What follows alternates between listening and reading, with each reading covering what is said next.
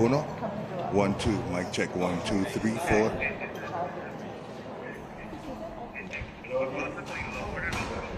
Jot it down.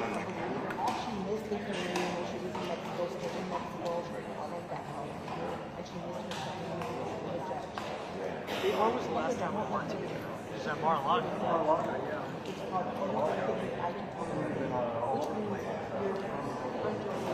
Been a few places. More to come. Yeah, I got to fill in for an Ed tomorrow night, actually. Next week I got to go to DeSantis. I'm going to Doha, Qatar. And hopefully Abu Dhabi. Testing 1, 2. Mic check 1, 2, 3, 4. Mic. Then to Dubai. Fast.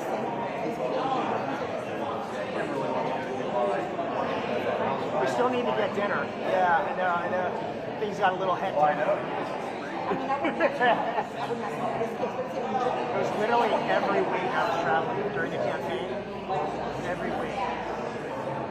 I mean, the good news is that I had 250,000 miles with American. Wow, American Airlines. 250,000.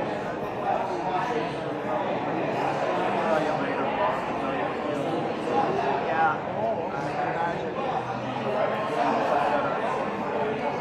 Where are you guys at again? Jupiter? Yeah. Well, I'm going to have more time very soon. Okay. And I'll explain why.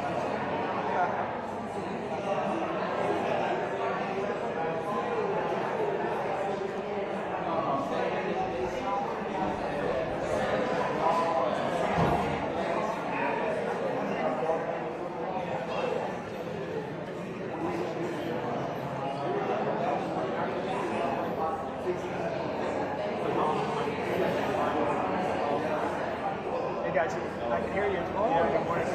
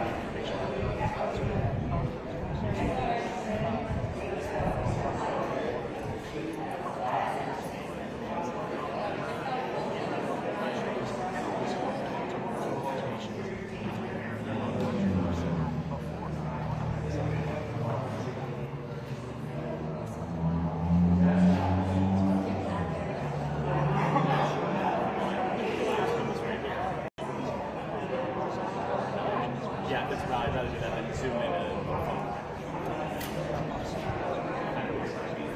see it.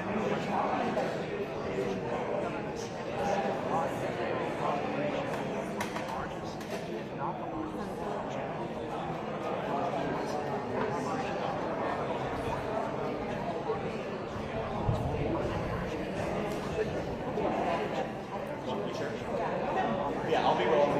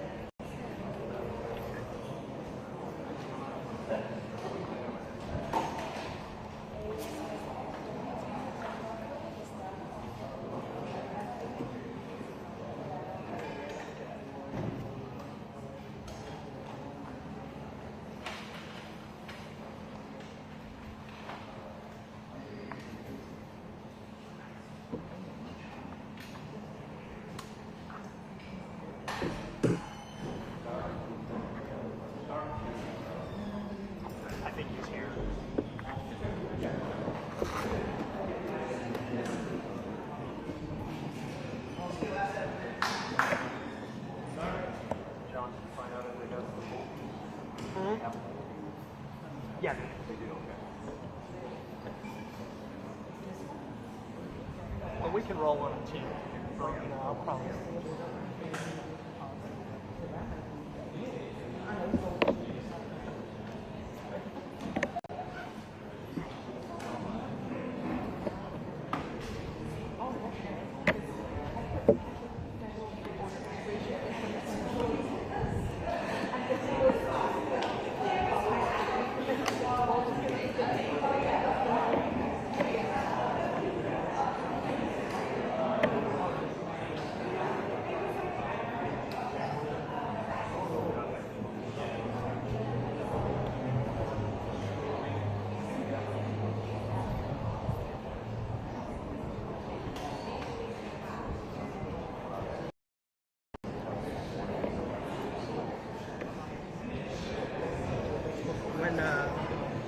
When you start speaking, are you able to shoot over my shoulder, or am I going to have to sit down? Yeah. Yeah. Okay, I'll just sit. I'll just sit. Yeah, it blocks the Just get in a crouch like this for 40 minutes. Work my.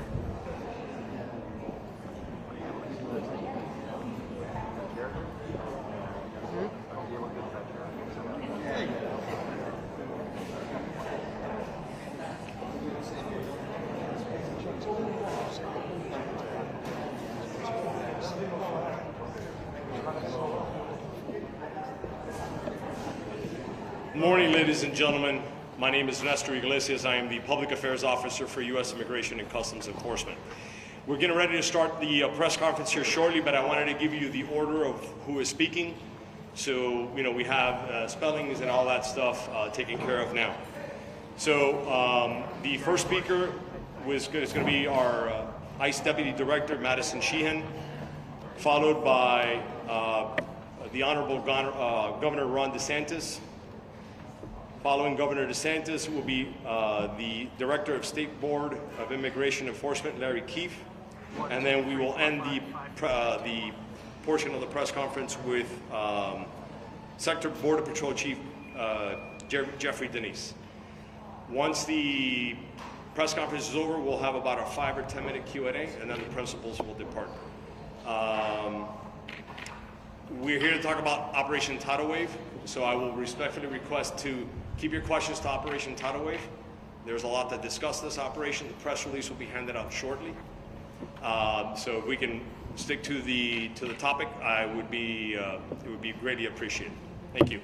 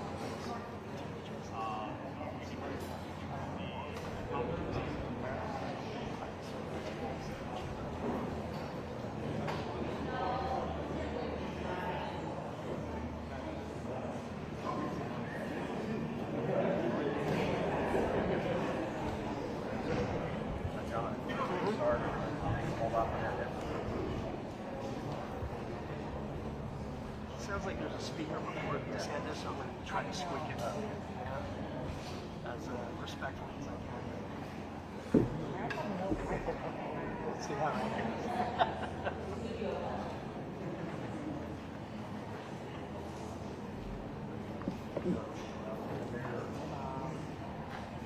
Are you going to be there during the press conference?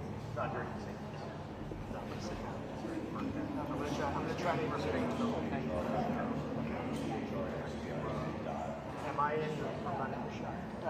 When you come to what I'll do is sit down.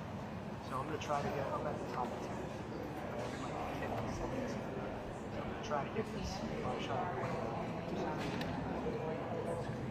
Certainly when DeSantis comes in, give the second. Yes. No. No. Focus. False color. damage. Yeah, I got you. Since they don't make it anymore. No, some older models.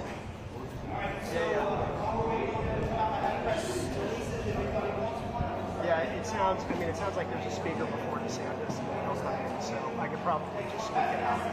You know, once they start, then I'll sit back. Did you grab one from the gizmo? Huh? Did you grab one from the Yeah. Oh no, it was brown. Anybody else need one? Anyone? I thought they'd let you out of the house. What? I thought they'd let you out of the house. Well, I think this is 10 minutes from the house. I really had no choice. We tried to, well, we were okay. Yes. Anybody else? I got one more. Actually, I got two more.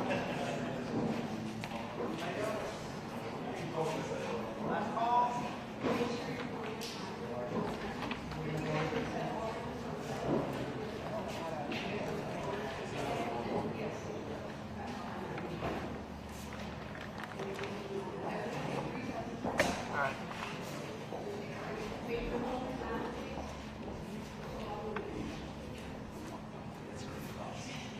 Pull out, zoom out.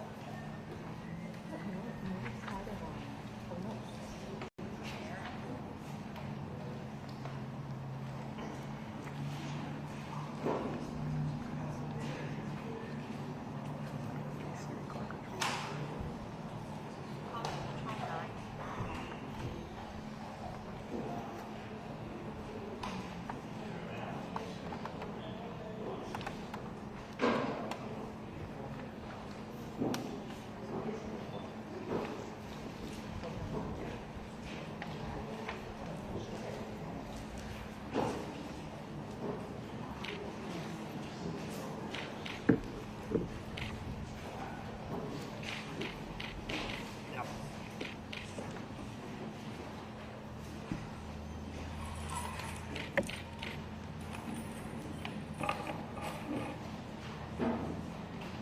All right.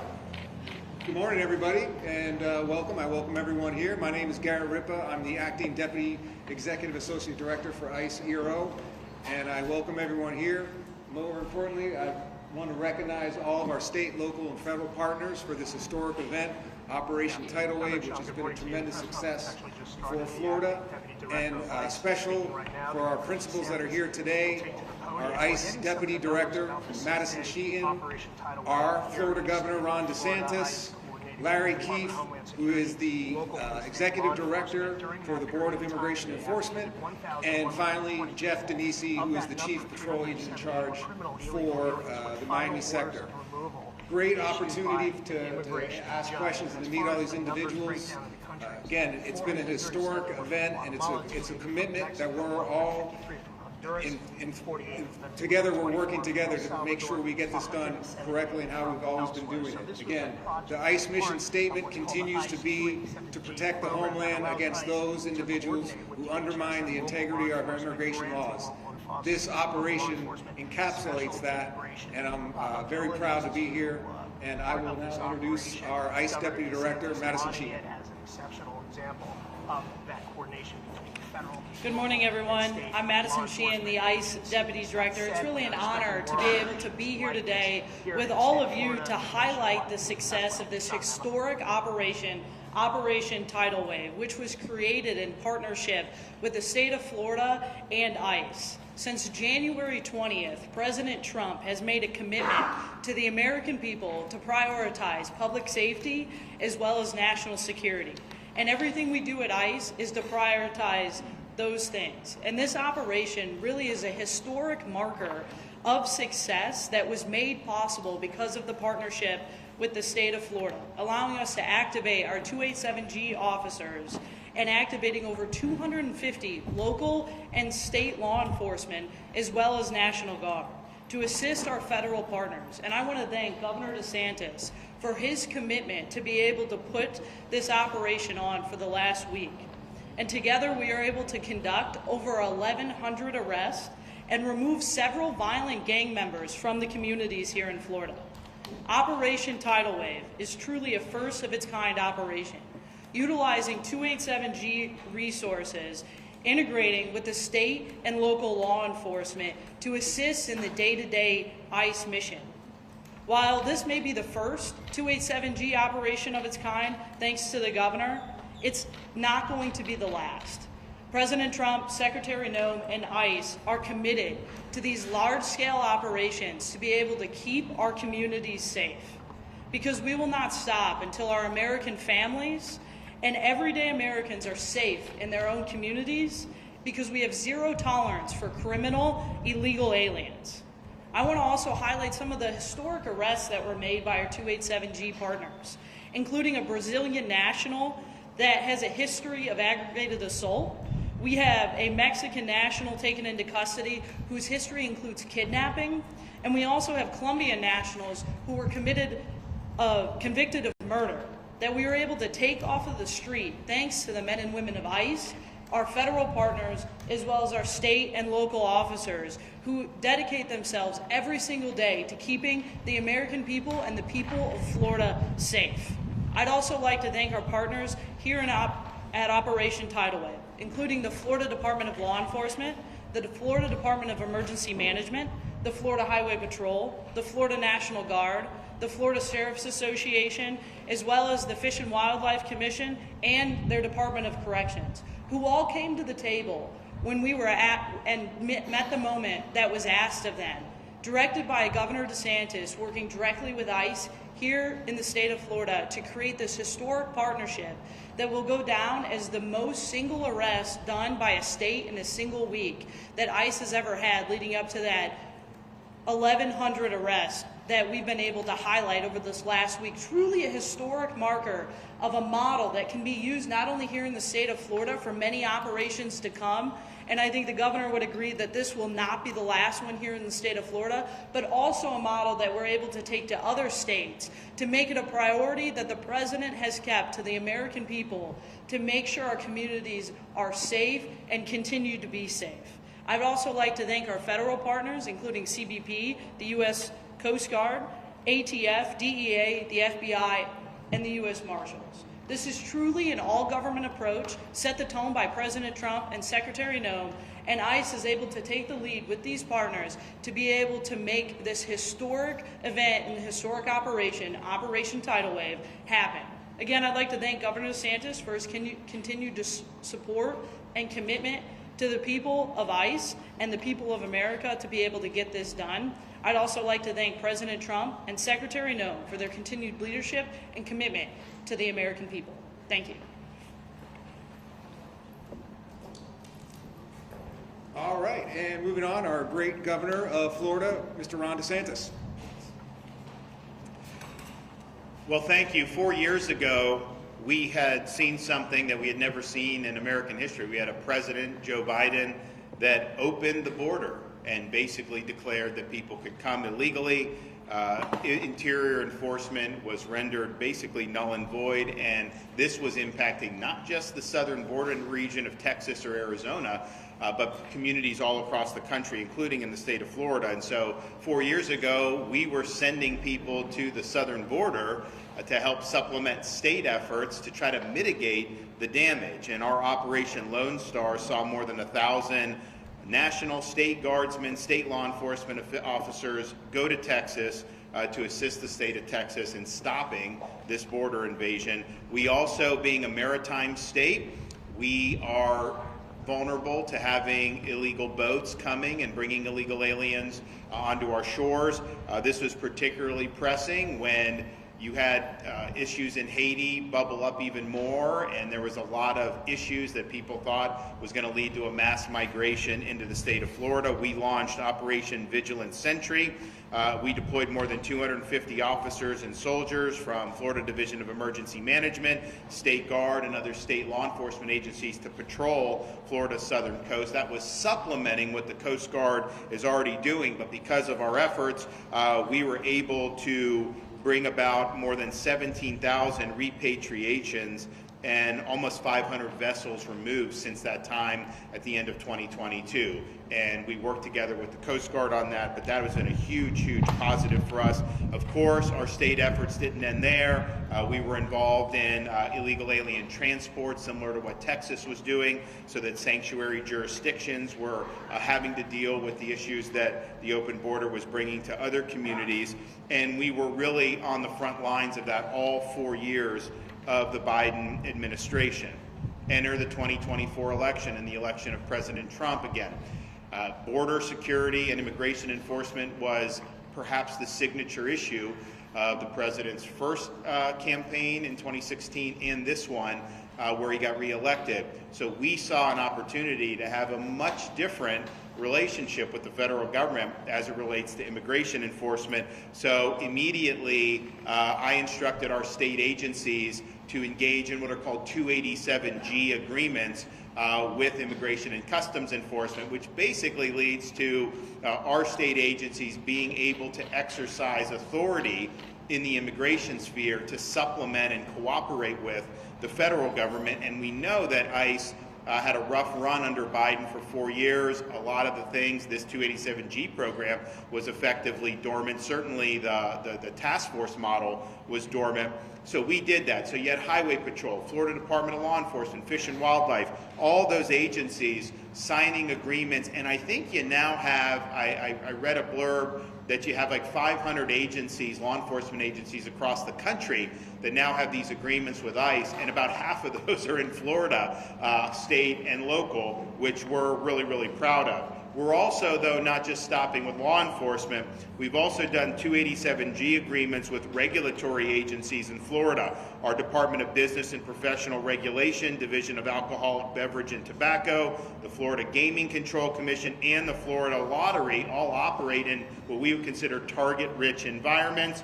During their routine inspection and investigative duties, special agents are oftentimes in contact with people who may be in our country illegally. So we think deputizing those officers in regulatory spaces is going to be another source to lead to these immigration enforcement efforts. Now, when President Trump was preparing to take office, I called a special session of the Florida legislature because I knew that we needed policy in Florida that would require all state and local agencies, law enforcement, to participate in these efforts. We're not a sanctuary state. We ban sanctuary cities, but that just means you can sit on your hands. Yeah, you can't sabotage the efforts, but you were under no obligation to be on the team.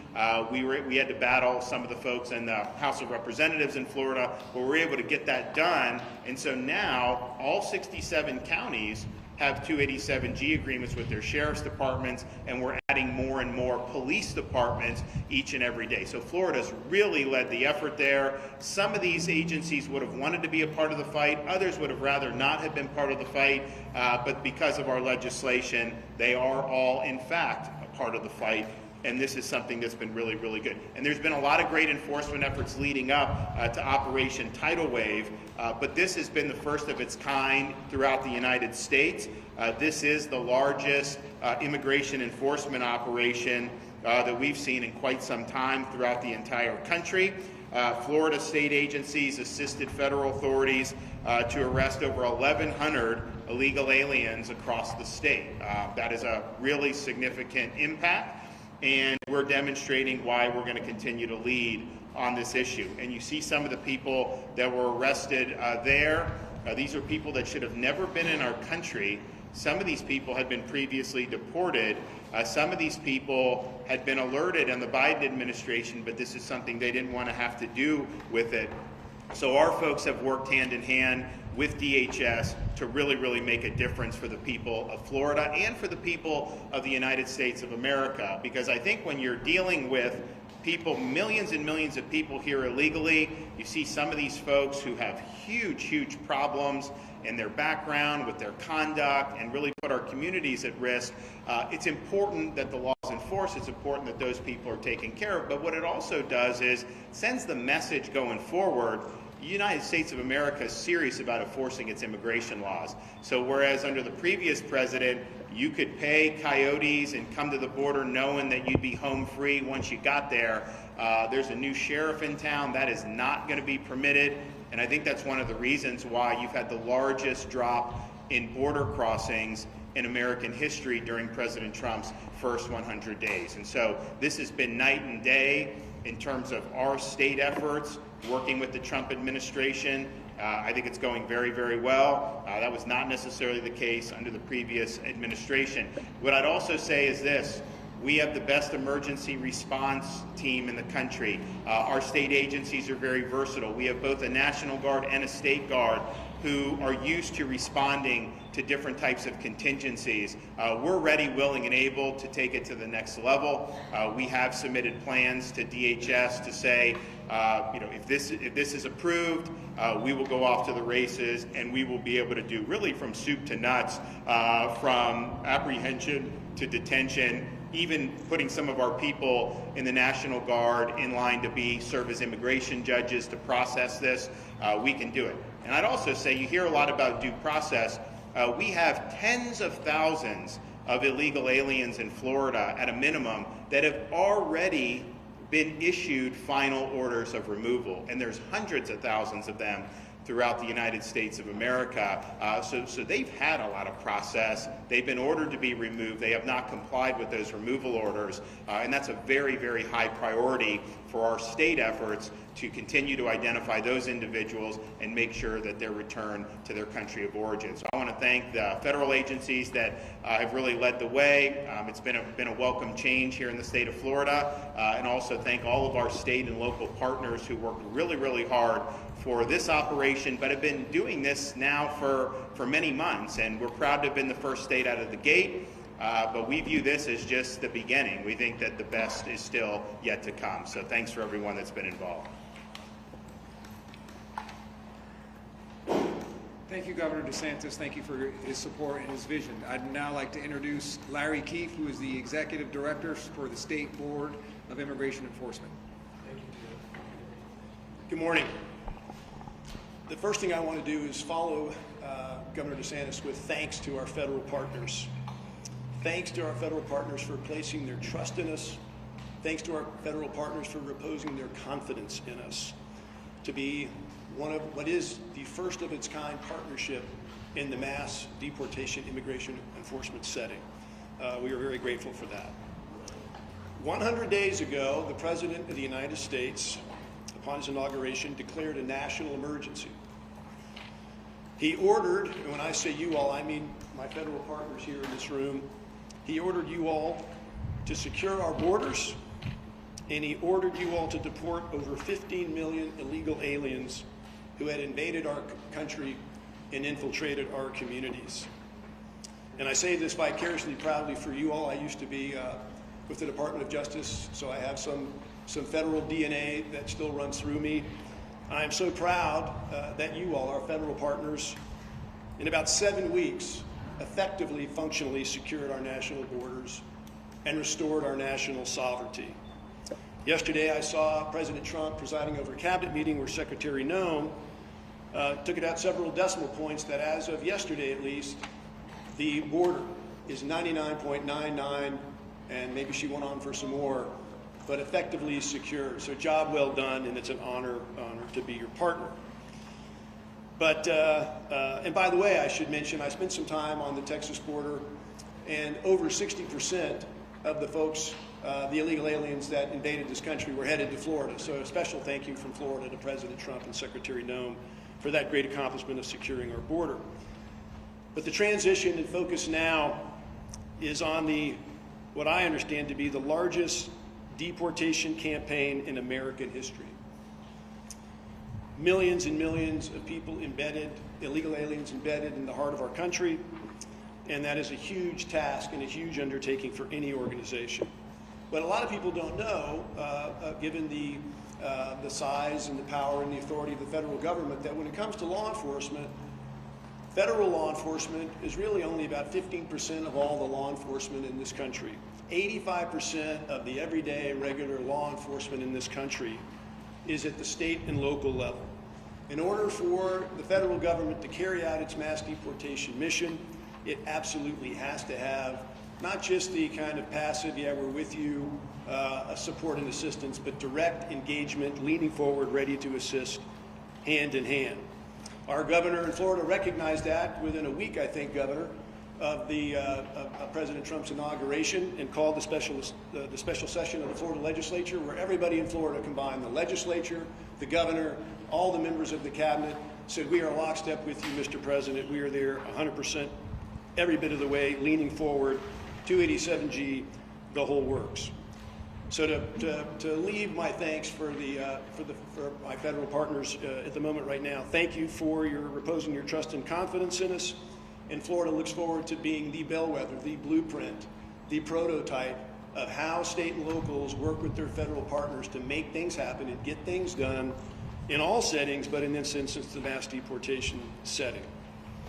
Let me turn now to something I don't do often enough, and that is to thank my Florida state and local colleagues, some of whom are standing behind me, but not all of them are. And some say that familiarity breeds forgetfulness in who matters to you and who to be grateful for. So I want to express my gratitude to them and all they've done to make this happen and will continue to do to make this happen. About 3 months ago, when I began my efforts toward this project, I went to Washington, D.C., and I spoke with one of the senior leaders at DHS named David Venturella, and I told him unabashedly that Florida is going to do absolutely whatever it must do to be the best state partner for President Trump and Secretary Noem in this endeavor. Shortly after that, the state and all of our state agencies came to Miami, where there's the greatest concentration of the DHS folks that are really calling the shots of what happens in Florida. And we met with them, and we didn't just meet with them and leave and go back to Tallahassee and other places. We embedded with them at the Joint Intelligence Operations Center and formed real relationships. And we have continued through representative state law enforcement agencies to be there in that federal space, breathing the same air, arm in arm, sitting next to each other, doing all the things you need to do to go about finding, sorting, detaining, and deporting illegal aliens, especially those that are residing in the state of Florida. These are real, authentic relationships, federal, state, and local working together in one physical place. Imagine it in the 21st century post-COVID. They are very well underway in their efforts in terms of understanding Florida's capabilities and capacities, all the tools that the state of Florida has to bring to the mission. And I would say that, as you all can tell from Governor DeSantis and his approach, not just are we there passively offering tools, we want to get in and do the work. And so Florida is also offering solutions. You heard the governor mention some of them with regard to detention and transportation, all involved in this process.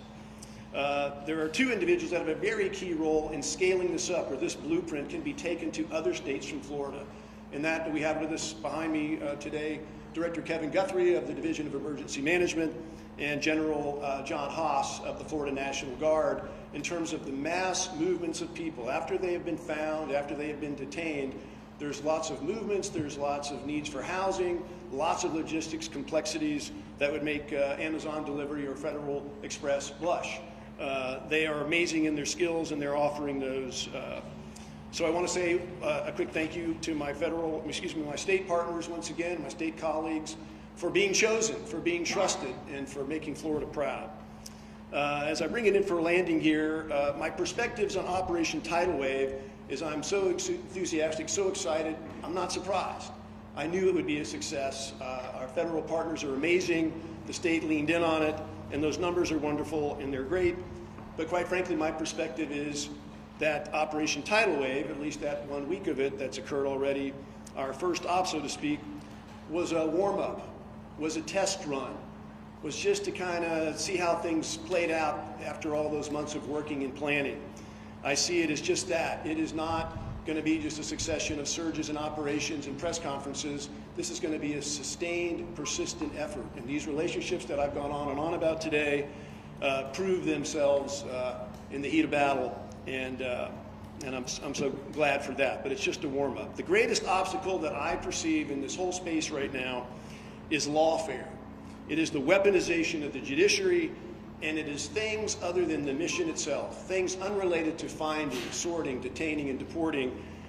That is the greatest obstacle to slow down momentum for those who want to obstruct this process, and it is essential that there be strong leadership. It takes a unique type of leader in this type of environment, a leader that is bold, a leader that is decisive, a leader that is resolute, and a leader that is, and leaders plural, who are undaunted in the face of this weaponized judiciary and lawfare. And we absolutely had that. The stars have aligned. It's a perfect storm of goodness with President Trump, Secretary Noem, and Governor DeSantis.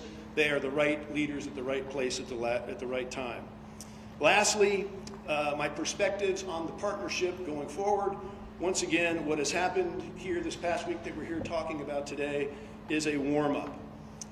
What matters now is how we put together our plan or finalize our plan for execution on what is going to be constant, persistent pressure and effort in this process. And a key to that is going to be measuring success. A lot of people fear accountability. They don't like it. They don't like to measure things. But this is quintessentially a numbers mission. If you're engaged in mass deportation and you're focused on success in mass deportation in Florida, then you got to know how many apprehensions are you having? How many people have you detained? How many people have you deported?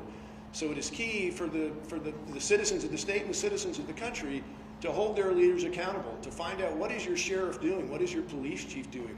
What are those law enforcement agencies or local officials doing that they can do to assist in this emergency mission?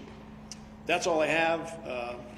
Thank you very much, and once again, thanks to our federal hosting partners.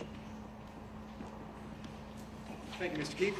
And now I'd like to introduce the Chief Patrol Agent for the Miami sector, Chief Jeff Denisi. Good morning.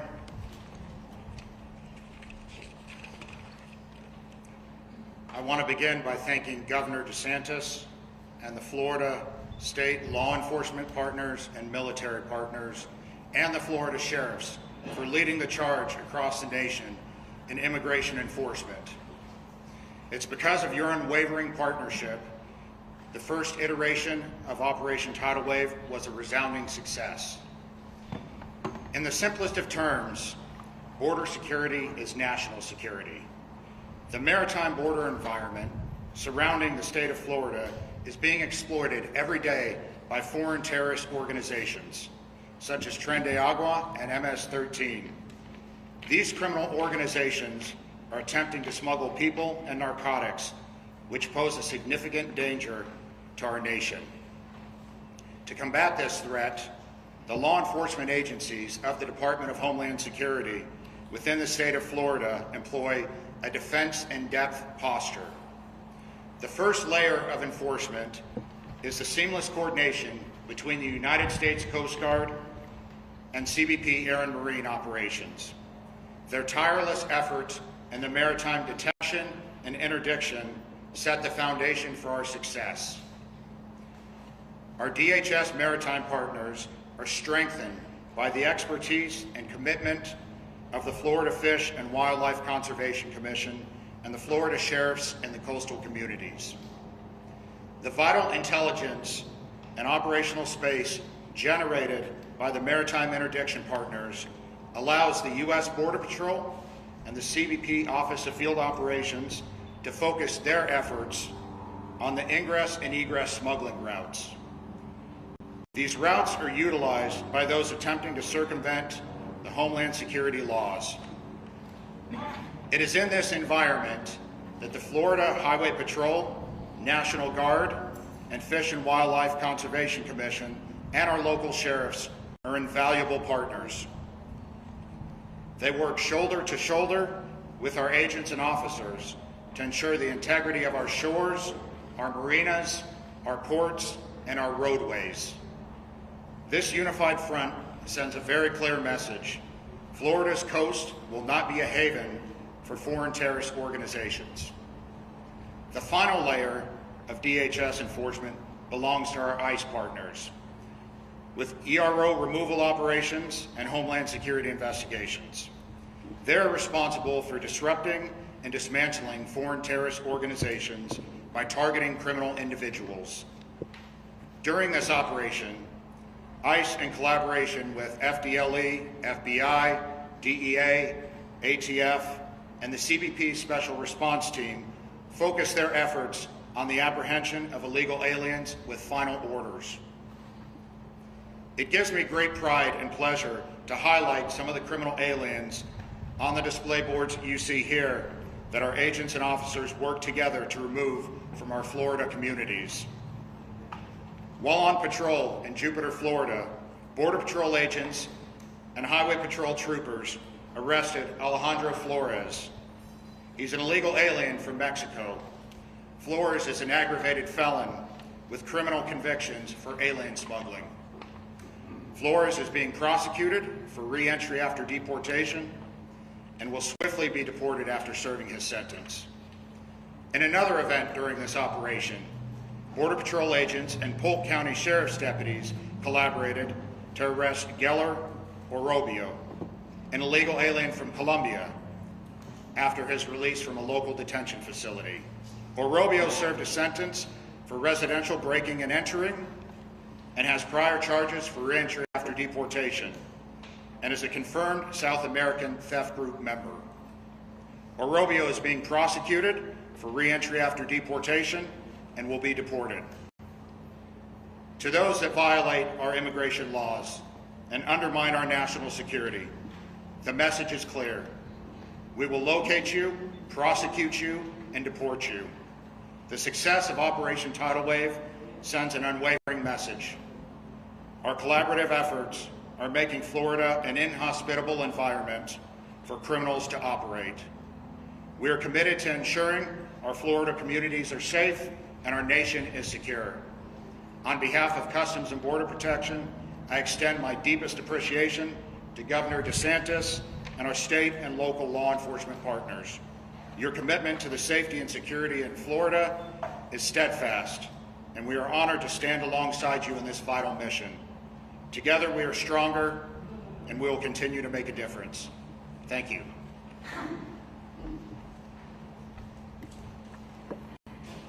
Thank you, Chief Denisi. That will conclude the presentation portion. We will open it up for a few questions that are germane to the Operation Tidal Wave. Ma'am. Sorry, sir. Can you spell the two names that you just said? Because there's Jumping off for a point of clarification. Flores, who was from Colombia. Can you spell it for us? Right. Sure. And also, we don't have any names on those displays, and the names that he mentioned there are different than the names in the news release. So maybe just. Okay, we can definitely get you updates. I don't think that's a problem. The first name is Geller Orobio, O-R-O-B-I-O. And he's the Colombian individual you see over here. Geller. That's G-E-I-L-E-R.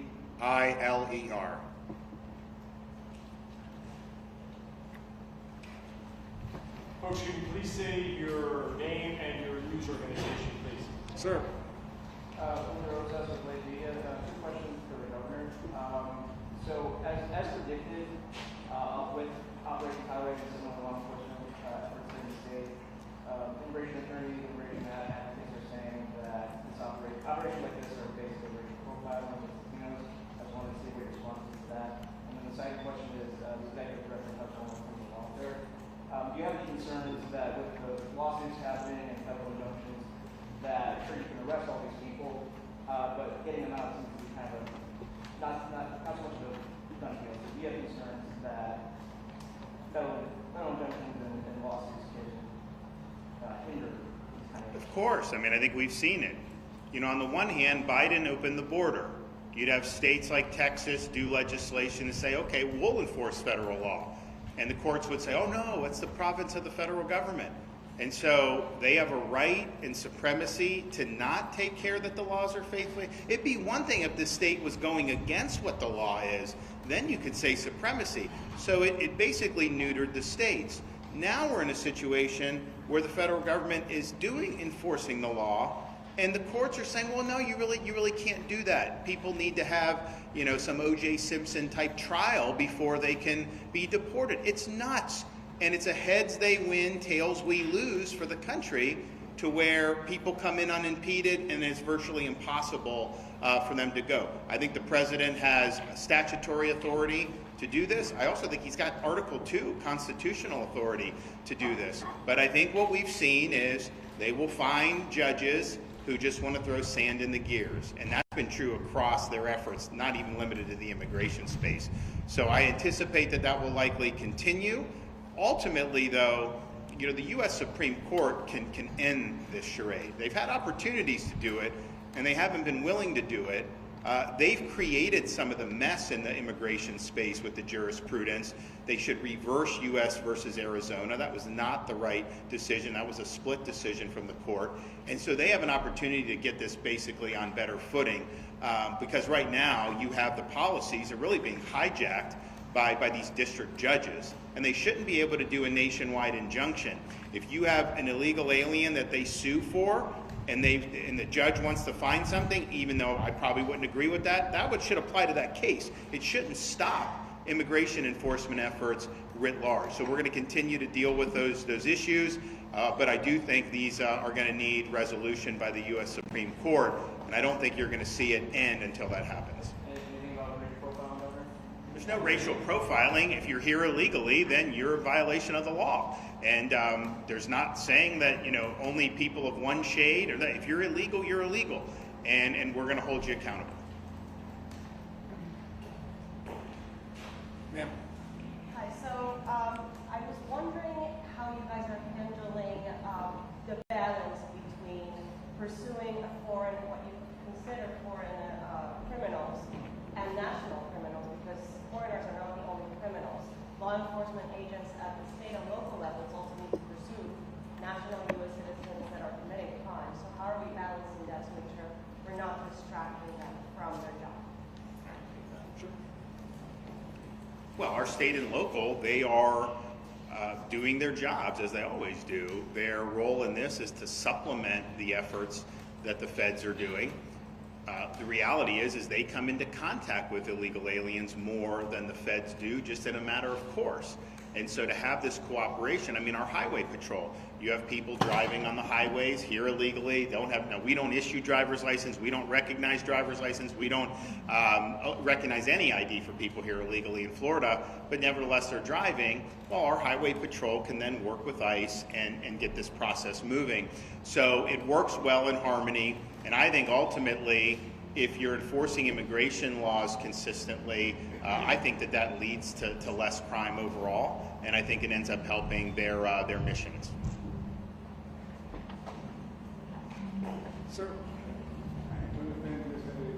Question for the governor. You mentioned the expansion of the 287G program to business regulations, Department of Business Regulations, or the lottery. Are we looking at point of sale vigilance services, or if so, would you support putting legal status in driver's license to make that easier to show residency and legal status?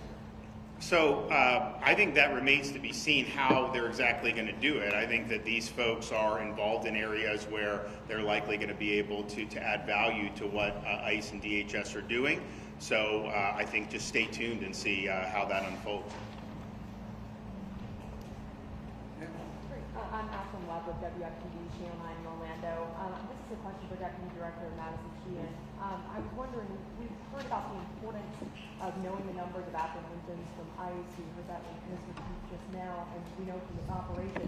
But ICE's website shows spotty data with monthly and quarterly apprehensions. Why is that? Why isn't it being updated since the Trump administration? And also, are you guys meeting that quota that the Trump administration put out of 1,200 to 1,500 a day?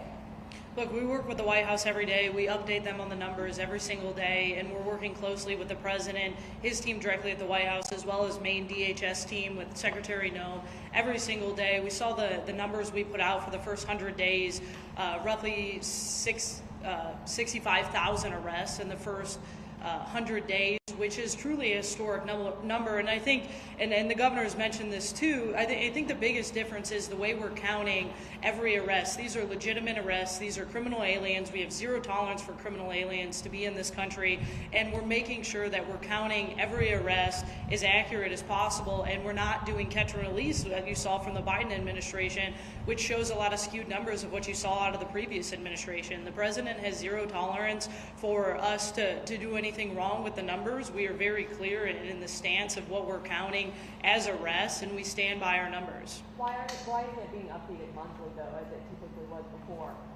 Look, we update the numbers as often as possible. The data comes into us every day. We're moving as quickly as possible to make sure President Trump, Secretary Noem have made it a priority to be more transparent than the previous administrations, and we are working to do that every day.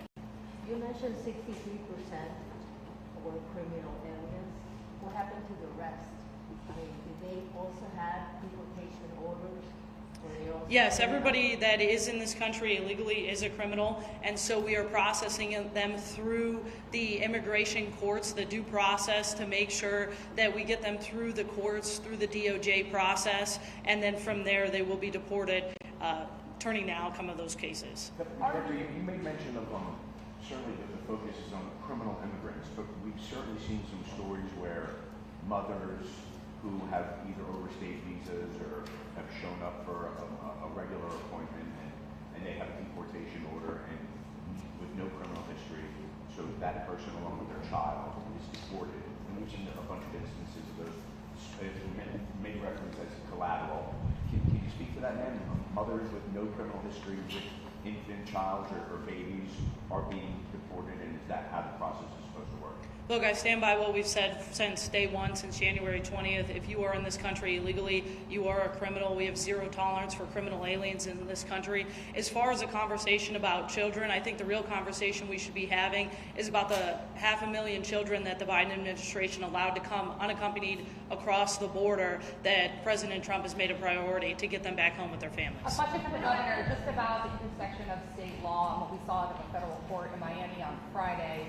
A judge had reiterated that there was a stay. She said that there was 15 arrests that apparently were made. One was with a U.S. citizen up in Tallahassee in violation of a federal order.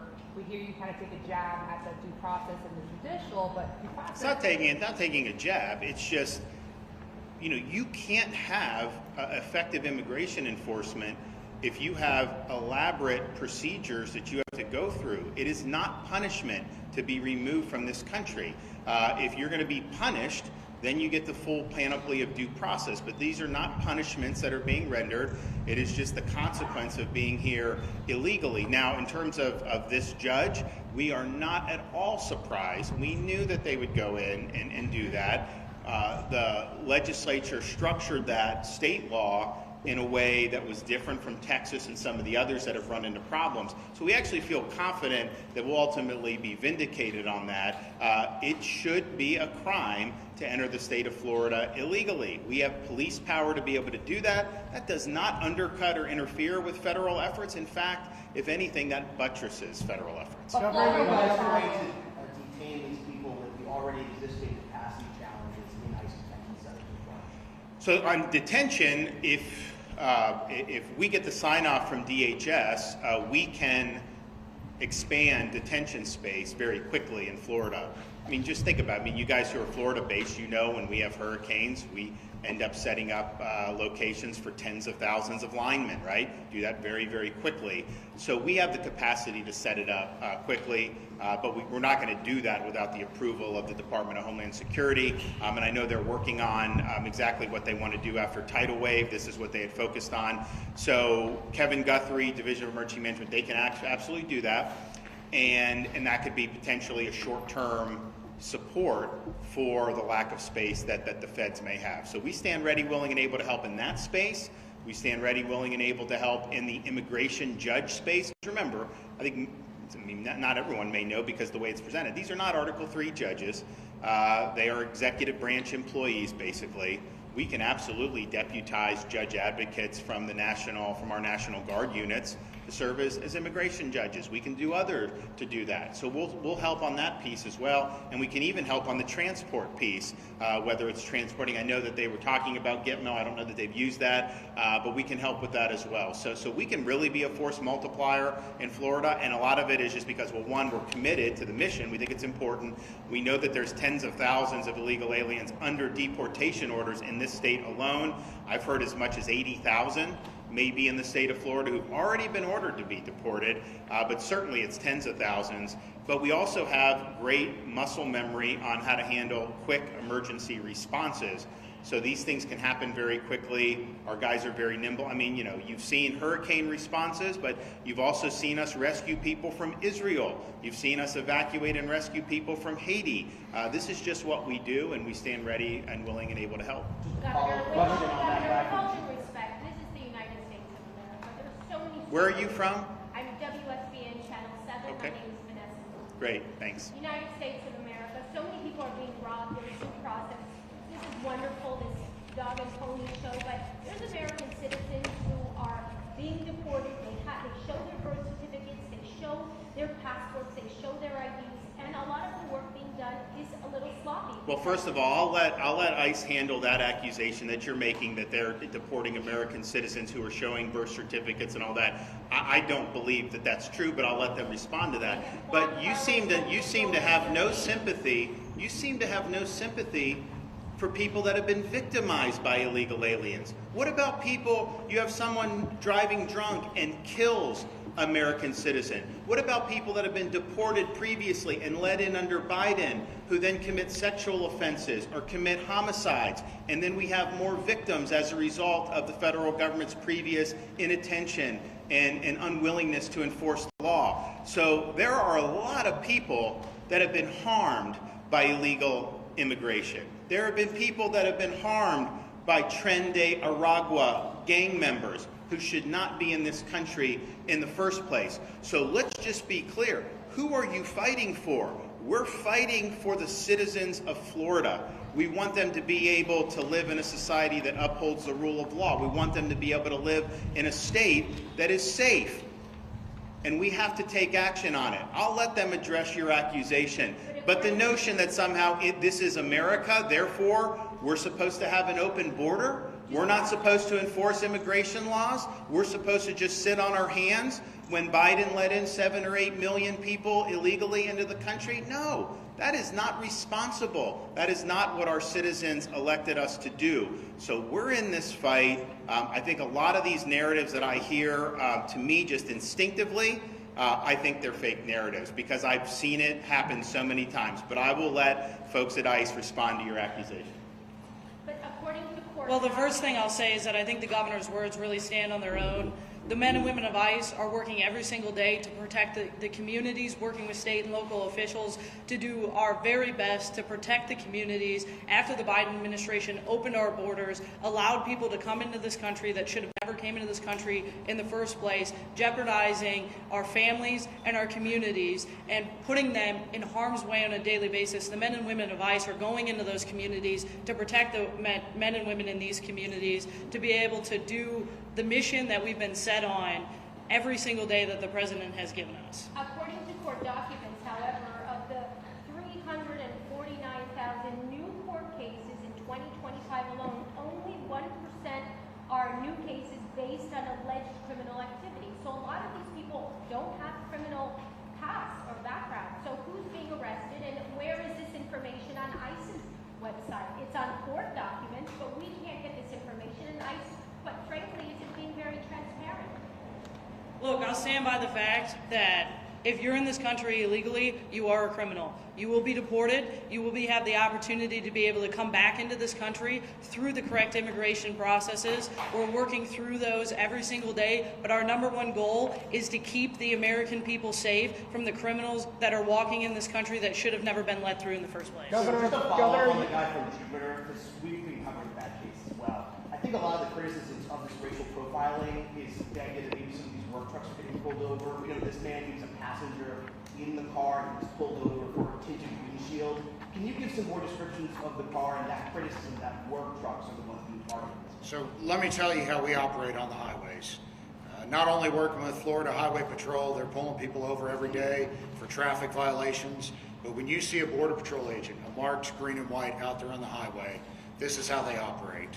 They're cruising along the highway and they're looking for reactions. Reactions from the driver, first of all. The driver looks over and then looks away and won't look at them again. You know, there's different, they vary their speed, they move away from that marked unit. We run the license plate. The license plate comes back to an illegal alien. We have the name of the individual registered to the vehicle. We get their DOB from there, and we run it through our immigration systems. So we know when we pull that person over, the registered owner of that vehicle, which gives us reasonable suspicion to stop the vehicle, is an illegal alien. He may not be in that vehicle, but it gives us enough reasonable suspicion, which is what we need to stop a vehicle. There's no racial profiling going on. Governor, you said some agencies wanted to be part of this fight. Some agencies would rather not have been part of this fight. Can you be a little more specific? And was there any pushback or just outright refusal from any agencies or any officials with these agencies or even public officials or state officials to be part of this operation? So, no, that's not what I meant. What I was referencing is when we did the special session, one of the things I insisted on was that we impose a duty on all state and local law enforcement to actively assist and participate. I think the language is you have to use your full efforts available to you. Now, obviously, some of our rural sheriffs, they may not have any personnel. Some of our more urban areas probably have a little bit more ability. They also provided funding, though, of course, to help these agencies. We didn't want to do an unfunded mandate. But my point on that is, had we not imposed that duty, you would not have had 67 sheriffs do 287G agreements. You would have had some, maybe even most of them, but you definitely wouldn't have had all of them. You wouldn't have the number of municipal agencies, police departments that have had the 287G had we not imposed the duty. And so that is just, and it's not, I mean, you have some sheriffs that are conservative, law and order, but their view is maybe, hey, the feds can just take care of it. I got enough on my plate, and I get that, but that ultimately doesn't work because this is a problem that is not just limited to ICE agents. I mean, it's a problem that affects communities throughout the state of Florida. It does affect criminal activity. It is a way to bring in drugs, bring in human trafficking, a whole bunch of other stuff. So they're all on board. They've all signed up. As far as I know, every agency is following their duties under state law. And I know that when there have been questions about that, like we had in Orange County, the Florida Attorney General reminded the folks there of the duties under law, and that was taken care of. But it was nothing about this tidal wave. That wasn't what I meant. I meant going into the special session. Had we not sought the legislation, I think that Florida's enforcement would be a little bit more patchwork. I think most of the agencies would probably, our state agencies for sure, because we said the state has to be involved. But on the local level, I think you would have seen some involved and then some. None of them would have been sanctuary because that's against Florida law. But there's a difference between not being a sanctuary and then being on the team and actually helping to amplify the effort. Last question. That we cover in South Florida, there are unique communities we cover. Doral, for example, was established and thrived because of Venezuelans. Now thousands are afraid they're going to lose their temporary protective status from the dictatorship in Venezuela, and they're going to lose their work permits, they're going to lose their legal status. Are you afraid that these people will not turn to local police if they are victims or witnesses of a crime? Are you afraid of being concerned at all over the impact of the community like Doral? So the TPS issue is obviously something that administration will respond to, but I'm not concerned about not seeking support if there's criminal activity. But I will tell you this. Because I know Doral very well, and we have a lot of great friends there, and actually got a lot of support there over the years. When we did the Martha's Vineyard, it was mostly Venezuelans who were on that, and people were saying, "Oh my gosh, Doral, they're going to be so upset because they were Venezuelans." And it turned out these people were thanking me because what they saw was the regime sending people to the border who shouldn't be in the United States. And so I think the way it can be presented by some of the media is different from what you hear from people when you actually get on the ground and cut through the BS. And so we've got a very vibrant Venezuelan American community, made huge contributions to South Florida and to the state of Florida, and that will continue. But at the same time, I mean, some of these gang members, some of the people that have come in with Maduro, pushing them out of prisons and stuff, we don't want those folks in Doral. We don't want those folks in South Florida. And I think that there's a pretty clear distinction on those two types of folks. Governor, you mentioned also... I want to thank everybody. I want to thank the governor. Thank you, everyone, for attending today. Again, thank you very much. Hey, Nestor, can we do live shots in the parking lot? For the noon? I'm sorry, guys. Thank you. shut up for me. Hey, thank you.